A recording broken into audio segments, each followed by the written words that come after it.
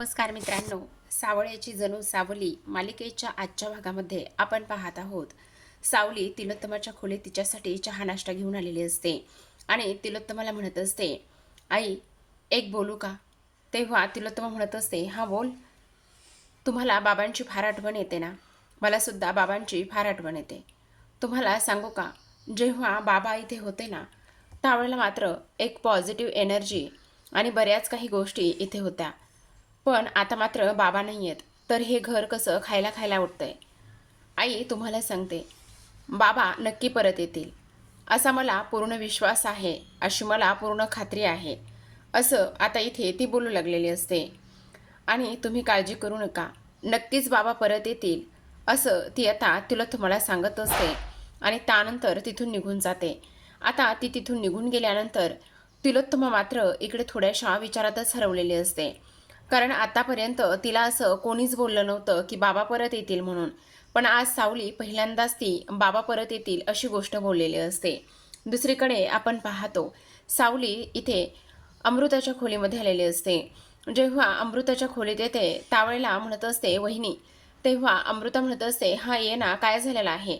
तेव्हा ती म्हणत असते, नाही काही नाही वहिनी, खरं सांगू का, हे रिपोर्ट्स आहेत, हे रिपोर्ट्स मला तुमच्याकडे द्यायचे होते. तेव्हा अमृता तिला म्हणू लागते, अगं वेडी आहेस का?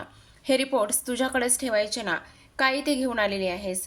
तेव्हा सावली म्हणू लागते, वहिनी मला एक गोष्ट सांगा, मी काय कायमस्वरूपी ह्या घरामध्ये राहणार आहे का? नाही ना, मी ह्या घरामधून कधी ना कधी तर निघूनच जाणार आहे. मग मी आत्ताच हे रिपोर्ट्स तुमच्याकडे दिले तर काय फरक पडतो?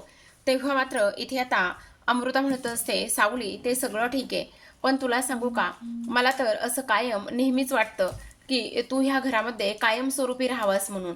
हे घर सुद्धा अगदी तुझंच आहे असं सुद्धा आता इथे ती बोलत असते. आणि तेव्हा सावली म्हणत असते, वहिनी तुम्हाला सांगू का, एकदा का सारंग शुद्धीवर आले ना की नंतर मी इथून निघून जाणारच आहे.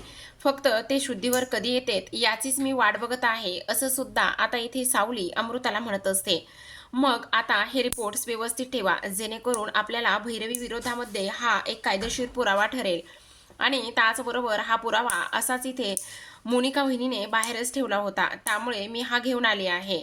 तेव्हा मात्र इथे अमृता तो जो पुरावा आहे किंवा जे काही रिपोर्ट्स आहेत ते घेते. तेवढ्यातच तिथे मोनिका आलेली असते.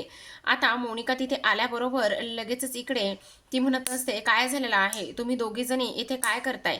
तेव्हा मात्र इथे सावली म्हणत असते, जो काही पुरावा होता, जे रिपोर्ट्स होते ना, ते तुम्ही तसेच टेबलवर ठेवले होते, तेच मी इकडे वहिनीला द्यायला आले होते, जेणेकरून वहिनी ह्या सगळ्या गोष्टींना व्यवस्थित सांभाळून ठेवतील. मग आता लगेचच इकडे ती म्हणत असते, अच्छा हो का, ठीक आहे ठीक आहे, चालेल ना, वहिनी व्यवस्थित सांभाळून ठेवेलच. मग आता मात्र मोनिकाला अजूनच राग आलेला असतो. मोनिकाला असं वाटत असतं की हे जे काही रिपोर्ट्स आहेत ते मात्र इथे माझ्याकडे द्यायचे सोडून ही सरळ सरळ रिपोर्ट्स इथे ह्या अमृताकडे देते. काय बोलायचं काही कळतच नाहीये. मग इथे दुसऱ्या बाजूला आपण पाहतो, अबीर ओवी हे आता सारंगच्या खोलीमध्ये असतात आणि सारंगसोबत गप्पा मारत असतात. बाबा उठणारे बाबा प्लीज, हे बघ मला तुला बघायचं आहे, तुझ्याशी बोलायचं आहे, तुझ्यासोबत गप्पा मारायच्या आहेत. बाबा तू का नाही उठत आहे? बाबा प्लीज उठणारे. असं एकंदरीत मुलं हे सगळं काही बोलायला सुरुवात करू लागतात. पण सारंग मात्र अजिबातच हलत डुलत नसतो. शेवटी ओवी म्हणत असते, बाबा ह्या सगळ्या गोष्टीला मी जबाबदार आहे. बाबा उठणारे, नको ना रे असा झोपूस, बाबा प्लीज उठणारे, आमच्याशी बोलणारे, आम्हाला बाहेर घेऊन चलणारे. बाबा तू असं अंथरुणात किती दिवस झोपून राहणार आहेस? बाबा प्लीज उठणारे, बाबा प्लीज उठणारे. असं बऱ्याचदा इथे अबीर आणि ओवी हे दोघेही जण बोलू लागलेले असतात. अबीर म्हणत असतो, सुपर हिरो तुम्ही उठणार नाही का? सुपर हिरो मला तुमची फार आठवण येते, उठा ना. मग सारंगचा हळूहळू हात हलू लागतो. जेव्हा सारंगचा हात हलू लागतो तेव्हा सारंगला श्वास घ्यायला सुद्धा हळूहळू जड होऊ लागलेलं असतं.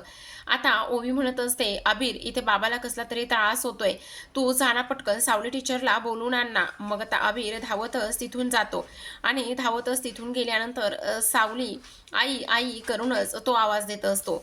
इथे मात्र ओवी ही सारंगजवळ उभी असते, बसलेली असते आणि म्हणत असते, बाबा बाबा तुला कसला त्रास होतोय का? बाबा बाबा प्लीज उठणारे. असं सुद्धा आता इथे ती बोलू लागलेली असते. दुसरीकडे आबीर हा निघालेला असतो. आई आई करतच आवाज देत असतो. आता हा आबीर राजकुमारला जाऊन धडकतो. जेव्हा राजकुमारला जाऊन धडकतो त्यावेळेला मात्र समोर राजकुमार लगेचच त्याचा हात पकडतो. काय रे ए, कुठे होतास एवढा वेळ, कुठे गायब होतास?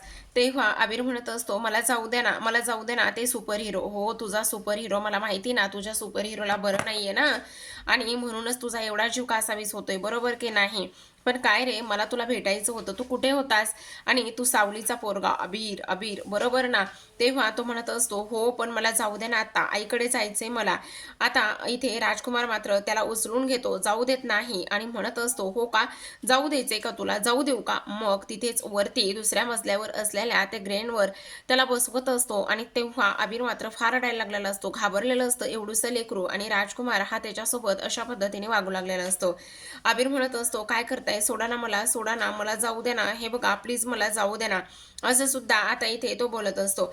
मग आता ह्या सगळ्या काही गोष्टी बोलल्यानंतर राजकुमार म्हणत असतो, हो हो हो हो, मी तर तुला जाऊच देणार आहे, पण आत्ता जाऊ देणार नाहीये, थांब जरा, जरा माझ्यासोबत पण गप्पा मार ना, माझ्यासोबत सुद्धा तू थोडंसं बोल ना, माझ्यासोबत गप्पा मारल्यास ना तर मग मी मात्र तुला नक्कीच जाऊ देईल, असं सुद्धा आता इथे तो बोलू लागलेला असतो. आता हे सर्व काही बोलल्यानंतर आबीर मात्र प्रचंड घाबरतो आणि तिथून जाण्याचा पूर्णतः प्रयत्न करत असतो. पण राजकुमार मात्र अजिबातच त्याला तिथून जाऊ देत नसतो आणि म्हणत असतो की नाही, माझ्यासोबत बोल म्हणून. तर इथे मात्र आता तिलोत्तमा चंद्रकांतच्या फोटोसमोर उभी असते आणि जेव्हा चंद्रकांतच्या फोटोसमोर उभी असते तेव्हा म्हणत असते, खरं तर इथे तुमची लाडकी सून इथे आली आहे राहायला. तुम्ही जर असतात तर काय म्हटलं असतात माहिती का? तुम्ही म्हटलं असतात, अगं तिलोत्तमा असू देत ना, ती आपल्या सारंगसाठी इथे आलेली आहे, राहील थोडे दिवस आणि जाईल नंतर, अशाच काहीशा गोष्टी तुम्ही बोलला असतात.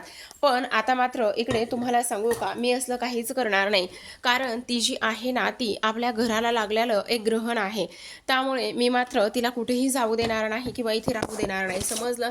आता अमृता सुद्धा आई आई करत आलेली असते. मग तिलोत्तमा म्हणत असते, ए अमृता बघ जा लवकर, ते पोरग का ओरडते सावलीचं. तेव्हा आता इथे अमृता म्हणत असते, आई तुम्ही चला ना प्लीज, आई तुम्ही चला ना प्लीज. तेव्हा आता तिलोत्तमा म्हणू लागते, का काय झालेलं आहे, कशासाठी यायचंय? अहो सारंगची तब्येत फार खराब झाली, फार बिघडली, असं म्हटल्याबरोबर तिलोत्तमा धावत सारंगच्या खोलीकडे जाते आणि सारंगची ही अवस्था पाहिल्यानंतर ताबडतोब ती आता डॉक्टरांना कॉल करत असते. डॉक्टरांना सांगत असते, डॉक्टर साहेब प्लीज ताबडतोब या ना, माझ्या सारंगची तब्येत फार जास्त खराब झाली आहे. मग आता इथे डॉक्टर सुद्धा लगेचच यायच्या तयारीत असतात. सर्वजण आपापल्या परीने सगळ्या डॉक्टरांना कॉल करून बोलावून घेण्याचं बघत असतात. सावली इथे आता सारंगला उठवण्याचा, शांत करण्याचा पूर्ण प्रयत्न करत असते. सारंग सारंग तुम्हाला काय झालंय, असं सुद्धा आता इकडे ती बोलू लागलेली असते. इथे ओवी म्हणत असते, बाबा बाबा उठणारे प्लीज, बाबा बाबा तुला काय झालेलं आहे, हे बघ बाबा मी आहे ना, मी तुला काहीच होऊ देणार नाही, बाबा प्लीज उठणारे बाबा. सावली टीचर आपल्या बाबाला काय झालं असेल, तो का उठत नाहीये? तेव्हा सावली म्हणत असते, सारंग सारंग तुमची सावली तुमच्या जवळ आहे, प्लीज प्लीज सारंग उठा ना, प्लीज सारंग उठा ना. इथे तिलोत्तमा सुद्धा बोलू लागलेले असते आणि त्यानंतर मात्र इथे आता सगळेजण सारंगला शांत करण्याचा प्रयत्न करत असतात. पण आता मात्र इथे अबीर सुद्धा रडायला लागलेला असतो. सगळेजण आता इथे जमा झालेले असतात. तेवढ्यातच आता राजकुमार लगेचच डॉक्टरांना फोन करत असतो. तिकडून डॉक्टर म्हणत असतात, अगदी मी 3 ते 5 मिनिटांमध्ये पोहोचतो. तेव्हा राजकुमार म्हणत असतो, तुम्ही ताबडतोब या. आता डॉक्टर येतो म्हटल्यानंतर इथे राजकुमार म्हणत असतो, काही जरी झालं ना तरी सुद्धा इथे मात्र आपल्या सारंगला काहीही होता कामा नये. तेवढ्यातच बबलू धावतच बाहेर आलेला असतो आणि म्हणत असतो, काय झालं राजकुमार काका, इथे डॉक्टर कधी येणार आहे? तेव्हा राजकुमार म्हणत असतो, येत आहेत डॉक्टर, पण सारंगला मात्र काहीच होता कामा नये, सारंग हा वाचला पाहिजे, असं इकडे आता तो बोलत असतो. आता इकडे दुसऱ्या बाजूला लगेचच इथे अमृता आणि त्याचबरोबर बबलू हे दोघेही जण बाहेर आलेले असतात आणि दोघेही जण बाहेर आल्यानंतर आता मात्र डॉक्टर ज्या आहेत त्या आल्यानंतर त्यांना ते आतमध्ये घेऊन जातात. आता डॉक्टर इथे सारंगला चेक करत असतात. तेवढ्यातच मुलं प्रचंड घाबरलेले असतात. मग डॉक्टर म्हणत असतात, हे बघा त्यांना श्वास घ्यायला त्रास होऊ लागलेला आहे, तुम्ही एक काम करा ना, मुलांना इथून घेऊन जा ना. मग आता अमृता मुलांना घेऊन बाजूला घेऊन जात असते. मुलं तर जायला तयारच नसतात, पण तरी सुद्धा डॉक्टरने सांगितल्यामुळे आता मुलं मुलं तिथून जायला निघालेली असतात. जेव्हा मुलं तिथून जायला निघतात त्यावेळेला मात्र आपण पाहतो इकडे आता लगेचच डॉक्टर सारंगला चेक करत असतात आणि म्हणत असतात खरं तर आता सारंगची तब्येत अजूनच ढासळलेली आहे. कारण सगळ्यात महत्त्वाची गोष्ट म्हणजे की आता इथे ना सारंगला श्वास घ्यायला त्रास होऊ लागलेला आहे. पण तुम्ही अजिबात काळजी करू नका. ह्या सगळ्या गोष्टी ना थोड्याशा स्ट्रेसमुळे आणि त्याचबरोबर आजार असा आहे ना त्या सगळ्या गोष्टीमुळे कदाचित होणं अगदीच नॉर्मल आहे असं सुद्धा आता इकडे ते बोलू लागलेले असतात. तेव्हा आता तिलोत्तमा म्हणत असते पण हे सगळं कसं काय होऊ शकतं तेच मला कळत नाही. सारंगची तब्येत अचानकच एवढी कशी काय खराब होऊ शकते आणि सारंग चक्क एवढ्या ह्या सगळ्या गोष्टीमध्ये कसा काय जाऊ शकतो ते सुद्धा मला कळत नाही असं सुद्धा आता इकडे त्या बोलू लागलेल्या असतात. मग आता हे सगळं काही सुरू असताना आपण पाहतो इथे आता राजकुमार सुद्धा असतो आणि राजकुमार हा बबलू आणि त्याचबरोबर अमृताला विचारत असतो की काय झालं, सारंग ठीक आहे ना, आणि त्याचबरोबर डॉक्टर काय म्हणाला. आणि तेव्हा इथे बबलू म्हणत असता की डॉक्टर ना इथे चेक करत आहे. तेव्हा आता इथे अमृता म्हणत असते मी मुलांना घेऊन जाते. आता अमृता मुलांना घेऊन तिथून निघून गेलेली असते कारण मुलांसोबत जास्त काही बोलायचं नसतं. सावली मात्र आता रडू लागलेली असते. सावलीला ह्या सगळ्या गोष्टींचा फार जास्त त्रास होऊ लागलेला असतो. सावली विचार करत असते काय करायचं मला कळत नाहीये. ह्या सगळ्या गोष्टी कशा आणि कशा पद्धतीने हँडल करायच्या त्या सुद्धा आता इकडे मला कळत नाही असं सुद्धा आता इकडे ती विचार करू लागलेली असते. मग आता ह्या सगळ्या गोष्टींचा विचार केल्यानंतर आता मात्र मोनिका म्हणत असते बापरे बाप, खरं तर सारंगची अवस्था ना खूपच जास्त डेंजर होत चाललेली आहे. राजकुमार खरं खरं सांग काय होईल रे, म्हणजे इथे आता मला एक गोष्ट सांग, जो काही सारंग आहे तो बरा तर होईल ना. आता इथे दुसऱ्या बाजूला सावली ही त्याच देवघरामध्ये असलेल्या मंदिरात, म्हणजे छोटंसं मंदिर आहे तिथे देवघरात येऊन बसलेली असते आणि देवाकडे प्रार्थना करू लागते. हे विठुराया, हे मोरिया, खरं तर अशी अवस्था तू सारंगची केली आहेस. तो माणूस इथे सर्वांना मदत करतो. त्या माणसाने आयुष्यात आतापर्यंत कधी कोणाचं वाईट केलं नाही किंवा वाईट चिंतिलं नाहीये. पण तरी सुद्धा आज त्याच्या बाबतीमध्ये एवढं मोठं सगळं काही घडतंय. ह्या गोष्टी तुला मान्य आहेत का गणराया? हे बघ, हवं तर इथे माझ्या वाटचं सगळं काही दुःख सुख हे त्याला दे आणि त्याच्या वाटचं सगळं दुःख हे मला दे. माझं आयुष्य सुद्धा त्या माणसाला लागू दे. तो माणूस आज इथे अंथरुणाला खिळला आहे आणि त्याची त्याची ती 2-2 मुलं इथे सगळ्यांसमोर आहेत. त्याचबरोबर इथे माझ्यासाठी सारंग काय आहेत हे मी काही वेगळं सांगायला नको. त्यामुळे मी आज इकडे प्रार्थना करते, काही जरी झालं ना तरी सुद्धा सारंगला लवकरात लवकर बरं कर. आणि त्यावर आता इकडे सावली देवाकडे प्रार्थना करून देवाचा प्रसाद घेऊन सारंगच्या खोलीमध्ये पुन्हा गेलेली असते. मग आता सारंगच्या खोलीमध्ये पुन्हा गेल्यानंतर आता लगेचच इकडे नर्स ह्या इथे सारंगला चेक करत असतात. डॉक्टरनी आता एक नर्स कंटिन्यू सारंग बरोबर ठेवलेली असते. मग जेव्हा हे सगळं काही होतं त्यावेळेला सावली म्हणत असते नर्स, मी सावली, मी इथे देवाचा प्रसाद सारंगसाठी घेऊन आली आहे, मी त्यांना देऊ शकते का?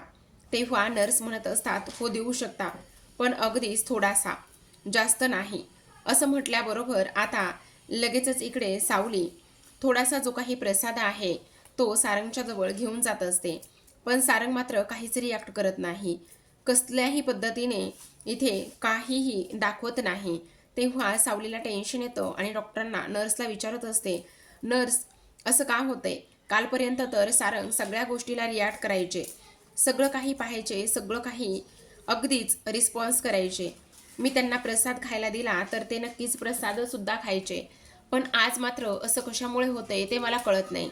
तेव्हा मात्र नर्स म्हणत असतात हे बघा, खरं तर ते जेवढ्या ह्याने बरे होत होते तेवढ्याच ह्याने ते रिटर्न गेलेले आहेत. म्हणजे आता एकदमच ते बॅक साईडला गेलेत. त्यांच्यासोबत ज्या काही गोष्टी झाल्यात ना त्यामुळे ते अजूनच इथे हल्ले आहेत आणि आता मात्र त्यांना पुन्हा बरं व्हायला अजूनच वेळ लागू शकतो. आता हे सगळं बोलणं आबीर आणि ओवी ह्या दोघांनी सुद्धा दारातच उभं राहून ऐकलेलं असतं आणि आल्या पावली ते दोघेही बिचारे जण तोंड बारीक करूनच तिथून बाहेर निघालेले असतात. आता ते दोघेही जण जात असताना मोनिका मात्र त्यांच्या समोर येऊन उभी राहते आणि म्हणत असते अरे रे रे रे रे, काय झालंय तुम्हा दोघांना सुद्धा? आज मात्र इथे तुम्हा दोघांचा सुद्धा खेळण्याचा मूड नाहीये का? तुम्हाला दोघांना सुद्धा आज खेळायचं नाहीये का? काय झालं? काय गं ओवी, तुझा बाबा बरा नाहीये काय रे? तुझा सुपर हिरो बरा नाहीये का? म्हणून तुम्हाला खेळायचं नाहीये, म्हणून खूप जास्त वाईट वाटतंय का तुम्हाला? असं सुद्धा आता इकडे ती बोलत असते. मग आता हे सर्व काही बोलल्यानंतर इथे ते दोघेही जण रडायला लागतात. पण मग आता मोनिका म्हणत असते पण एक गोष्ट तुमच्या लक्षात येते का? ह्या सगळ्या गोष्टी कुणामुळे झाल्यात?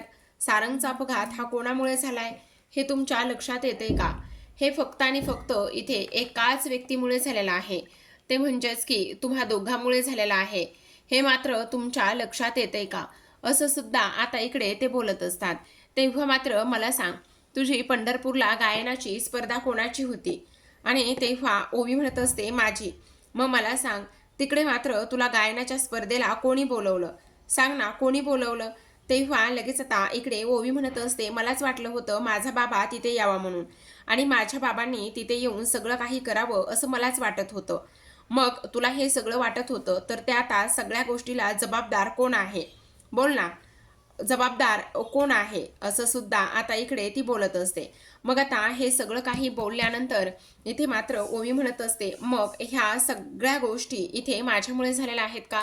हो, ह्या सगळ्या गोष्टी तुमच्या दोघांमुळेच तर झाल्यात. तुमच्या दोघांमुळेच तर इथे आपले जे काही तुझे बाबा आणि तुझे सुपर हिरो आहेत ना, ते तुमच्या दोघांमुळेच तर आजारी पडलेत. ह्या सगळ्या गोष्टीला तुम्ही दोघं जबाबदार आहेत. मग मला सांगा, आता त्यांना बरं करणं ही कोणाची जबाबदारी आहे? तुम्हा दोघांची जबाबदारी आहे की नाही त्यांना बरं करणं सुद्धा, असं मोनिका बोलू लागलेली असते. आता मोनिकाचं हे बोलणं मुलांच्या फार जास्त मनावर लागलेलं असतं. त्या दोघांना सुद्धा फारच जास्त टेन्शन आलेलं असतं की आता मात्र काय होईल आणि ह्या सगळ्या गोष्टी कशा पद्धतीने मॅनेज करायच्या आणि काय नाही हे मात्र मला अजिबातच कळत नाही, असं सुद्धा आता इकडे ती बोलू लागलेली असते. मग आता हे सगळं काही बोलल्यानंतर इथे मोनिका म्हणत असते हे सगळं विठुरायामुळे झालंय ना. मग मला तर असं वाटतंय की आता ना इकडे तुम्ही दोघं जण पंढरपूरला जाऊनच ह्या सगळ्या गोष्टी बऱ्या होतील आणि तुमचा जो काही बाबा आणि सुपर हिरो आहे ना तो नक्कीच तिथे गेल्यावरच बरं होईल, असं मुद्दाम मोनिका आता इथे पोरांना म्हणत असते. पण मग जर तुमचा बाबा बरा नाही झाला तर? तेव्हा अबीर म्हणत असतो का नाही होणार, आमचा सुपर हिरो नक्कीच बरा होईल, तुम्ही असं काहीही बोलू नका, आम्ही दोघेही जण त्याला नक्कीच बरं करू, असं सुद्धा आता इकडे ते बोलत असतात. आता मात्र मोनिकाने ह्या दोघांच्या कानामध्ये चांगलंच काहीतरी घुसवलेलं असतं. कारण आता ह्या दोघांचंही असं म्हणणं असतं की आपल्यामुळे आपला बाबा इथे त्याची तब्येत खराब झाली, आपल्यामुळे आपला बाबा अंथरुणांना खिळला आहे, असं सुद्धा आता इकडे ह्यांना वाटू लागलेलं असतं. त्याचबरोबर इथे दुसऱ्या बाजूला आपण पाहतो आता भैरवी ही रागराग करत असते. आता भैरवीचं असं म्हणणं असतं इथे त्या डॉक्टरांनी आपल्याला फसवलंय, कारण एवढं मोठं इंजेक्शन दिलंय आणि एवढं मोठं इंजेक्शन देऊन सुद्धा इथे मात्र काहीच आपल्या हाती लागलं नाहीये. त्या डॉक्टरांनी आपल्याला फसवलं आहे. त्या डॉक्टरांनी आपल्याला फसवून इथे जे काही इंजेक्शन दिलं होतं ना त्याचा सारंगला काहीच फायदा झाला नाही. अजून तरी सारंग जिवंतच आहे. ह्या सगळ्या गोष्टी लक्षात येत आहेत का? हे सगळं कशामुळे झालंय हे तरी समजतंय का? कारण काही जरी झालं तरी सुद्धा सारंग मरायला हवा होता, पण मग आता तो बरा झाला नाही, काहीच झालं नाही तर तिलोत्तमाला माझ्यावर इथे संशय येईल. तेव्हा मात्र हे सगळं कसं झालंय असा ते विचार करत असते. तेवढ्यातच आता तिथे मोनिका आलेली असते. मोनिका म्हणत असते हे सगळं ना त्या सावलीमुळे झालेलं आहे. ह्या सगळ्या गोष्टी ना इथे आता सावली जिम्मेदार आहे. तेव्हा ती म्हणत असते सावलीचा काय संबंध आहे? तेव्हा आता इकडे मोनिका म्हणत असते कारण जेव्हा तुम्ही इथे डॉक्टरांना घेऊन आला होता तेव्हा सावली काय म्हणाली की मला ना सारंग चिरून फार जास्त घाण झाली ती आवरायची. मग तेव्हा ती आणि बबलू आणि त्याचबरोबर मला ती तिथे घेऊन गेली आणि तिथे घेऊन गेल्यानंतर तुम्हाला एक गोष्ट सांगू का, ती म्हटली की इथे काही जरी झालं तरी ह्या भैरवीचा प्लॅन जो आहे तो सक्सेस होऊ द्यायचा नाही. मला डॉक्टरांना विश्वास आहे पण भैरवीवर मात्र मला अजिबातच विश्वास नाहीये, कारण भैरवी ही कोणत्याही थराला जाऊ शकते असं तिचं म्हणणं होतं. मग मला सांगा ह्या सगळ्या गोष्टी ज्या आहेत ना त्या सावलीने उलटवलेल्या आहेत. तर पाहत राहा सावळ्याची जणू सावली.